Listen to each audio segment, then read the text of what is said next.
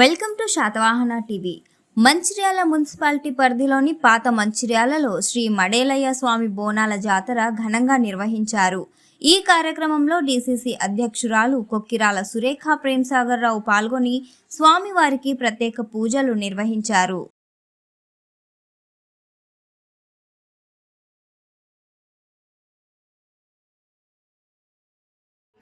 ఈరోజు ఆషాఢ మాసం బోనాల సందర్భంగా పాత మంచిర్యాలలోని రజకుల కులదైవమైన మడేశ్వరయ్య స్వామి ఆలయానికి వచ్చి ఇక్కడ